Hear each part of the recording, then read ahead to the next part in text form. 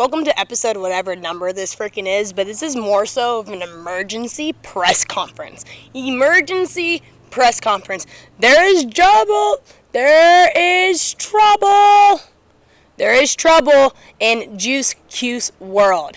And I'm not going to say you heard it here first, because you freaking did, and everybody and their mothers loves to sweep shit underneath the rug in Lacrosse. But breaking news, Kayla Trainer is leaving alma mater in Syracuse to go over to Penn State and coach. I have so many questions, and let me just make this super clear. You don't have to like me to know I'm right. You don't have to like me. I hate how this episode is going to, turn into that, because it's well, Angie, blah, blah, blah. I'm bro, I've been saying this from day one. There was trouble in Juice Cuse paradise. I thought the hire was already, an oversell. She lost all of her recruits. She lost her starting goalie. She lost, basically, this season.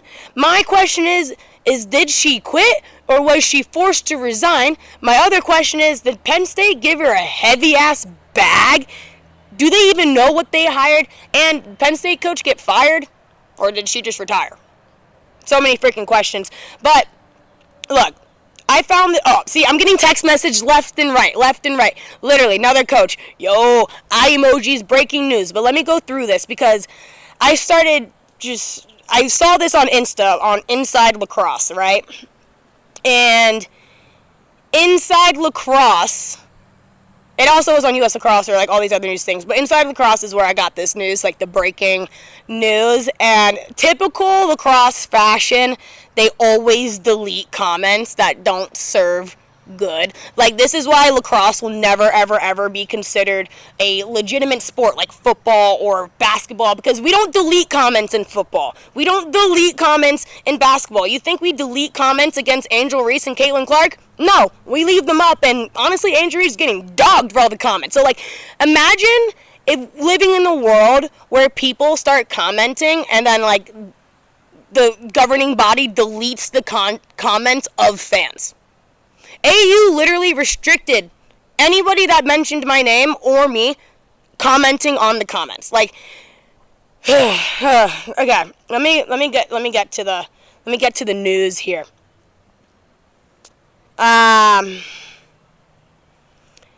So, trouble in Juice Cuse paradise. Breaking news. Penn State women's lacks to announce Kayla Trainer as its head coach. Here's my issue with breaking news. That was not breaking freaking news. That is a new hire. You know what breaking news is? Getting fired from Syracuse or being forced to resign.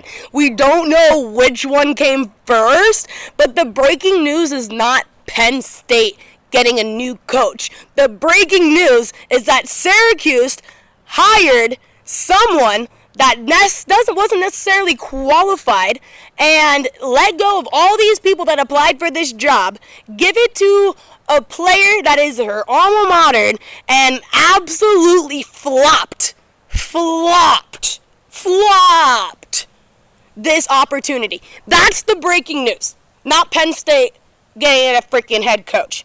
So, of course, my menace self, Angie, why are you attacking Kayla? I'm not attacking Kayla. I'm just talking about this situation that was continuously swept underneath this rug. Continuous. And, to be honest, she was a part of, my whole PEC contract, NDAs and blah, blah, blah, blah, blah with AU, and did absolutely nothing for me while I fell on my face. So, not saying fighting fire with fire is great, but again, this is a situation I've been talking about from day one. I don't think she should have been hired. I thought there was other people that were completely qualified for the job that should have had this job before her. Then she gets handed, we get handouts, everyone in this little Lacrosse little bubble thing gets freaking handouts. So then we hand her this job, and she underperformed, obviously.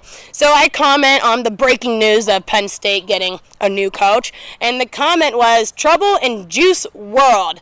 Man, that one's going off a little bit. This is where, again, I don't rock with their governing bodies deleting comments, because this is what gets the attraction to our sport. This, the drama and the drama and the adversity, and I can't even think of words right now, but the drama is what brings fans. I'm going to use women's basketball once again as a prime example. The drama is what brought fans in, plus Caitlin Clark being a complete freaking badass. But a complete badass with the drama, now people are tuning in. So I'm like, Trouble in Juice World, and then somebody commented, it's deleted now, but I'll put it on here. Somebody commented, yeah, trouble when you sleep with your assistant coach, and I just put the sweeping emoji. I'm not saying that's true or not true. I'm just reading what the comments are saying that were also deleted. And then I'm going through the comments even more, right? And now I'm typing in, I'm like literally like hitting these profiles. I'm like, who the hell is commenting? Literally players' parents are commenting. It is absolutely crazy. Another one. Guess nobody in Cuse wanted her. That was somebody's mom on the team. Maybe they delete that comment. Leaving an alma mater, Penn State must be throwing good money. So I did some digging, because no one really knows my alliances, God forbid. People who are friends with me know that they're friends with me. But now I'm doing some digging, and I hit up a source, another college coach. I said, what you know about Cuse so I can talk some shit. And then he's like, shit, crazy idea. I got no idea. I heard Penn State offered her a bag. And I'm like, who knew Penn State was even hiring? He's like, oh, I knew. What's her name stepped down, a.k.a. got fired. And I'm like, LMAO, literally recording. And then more people. I got like 6 messages on this. Okay, now people are predicting like Michelle Tumalo is going to go and try and get that job. That wouldn't surprise me. But she's doing so well at Army. Like, why would you leave like your setup? You just got Army into like top 20. Like, why would you leave the setup? And you're going to be going into like absolute trash because she just absolutely annihilated that program, having all your recruits dip and like did not come off a successful season. So then, that's my opinion. If she got let go or was forced out, I just want to know if you quit or you got fired. I think that's the breaking news. Like, again, if this was football, we would know so-and-so got fired, not so-and-so got a new coach.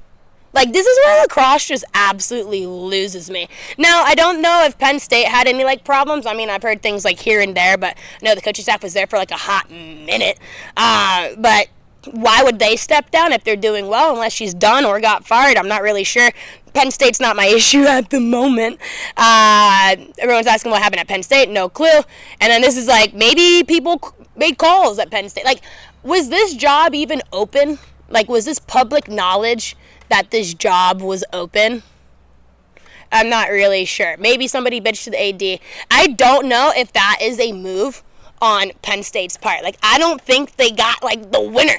Like, Joe Spallina going to Penn State would be, like, a way more badass thing than, like, the person who kind of got fired or let go or resigned, whatever you want to freaking call it. So let's read the comments again. Okay. His name is Joe Spallina. If I was Cuse, I would be calling it right now already. He is the guy who can bring in the trophy to Cuse. And I bet that number 1 recruit flips back to Cuse if that makes the move. What'd I say? Trouble in Juice Cuse. When all of your recruiting class is out and you have a whole bunch of transfers, crazy. And Joe Spallina, we already respected you. We don't know what happened in like the fall off of Stony Brook, but now you're doing like PLL stuff. So I don't even know if Cuse is in like his wheelhouse at the moment or even thought process. But I do think Cuse over Stony Brook for sure. He did a really great job at Stony Brook, but the bandwagon's kind of dying. Now get back into women's lacrosse and have a competitive team. Like, I have no qualms with actual Syracuse. Like, Syracuse was a school that was high in the rankings, really good at lacrosse. Like, if I had a kid and I was like, go watch good lacrosse, like, Syracuse was the school I would go recommend. It's not Syracuse that I have the issue. Syracuse is actually a dope school and a dope program. It's how that program was functioning for the past 2 years was not typical Syracuse. Even the alums. Like, I already know some alums that went back to go practice at Syracuse, and they even commented on the situation. They're like, dude, Gary never made us do half that shit. Gary never... So, like, dude, if I was Gary Gate right now, and, like, I don't even have a comment on that. Next. Anyway, I just want to know how many more comments are going to be deleted, because they are deleting them really, really fast. Thank God I have some screenshots before they deleted it, because that's just how our sport is. Again, another comment. Couldn't handle the pressure, so she ran away. Maybe. It was getting hot, and, like, the drama that is transpired in, like, the Final Four, I'm presuming, like, last year or something like that, with the assistant coach and all that stuff, like, dude, it bleeds. It bleeds through. Like, you don't mix business and pleasure. Stop mixing business and pleasure, because your pleasure screwed up your business. And I don't know what, like, your major is. I don't know, like, what you did. And again, I'm just not on your train, because you were never on my train, Kayla. Sorry. But, like, what else was I right on this podcast? UF being Final Four. You all told me wishful thinking. No way was I putting Syracuse in that Final Four. The only reason I didn't put UNC in the Final Four is because I don't actually like UNC that much. I wasn't going to, like, go give them my vote. Did I doubt they would be in the Final Four? No, not at all. I was hoping Maryland was more so my wishful thinking, but I was very gung-ho on UF. I've been gung-ho the whole entire time, and it was like, bleh. Now they're Final Four. BC, Northwestern makes sense, and UNC. Cool. We're 75%. Dude, if I'm betting money, I'm actually making money. If I actually bet money on this sport, I would be making money. Jeez.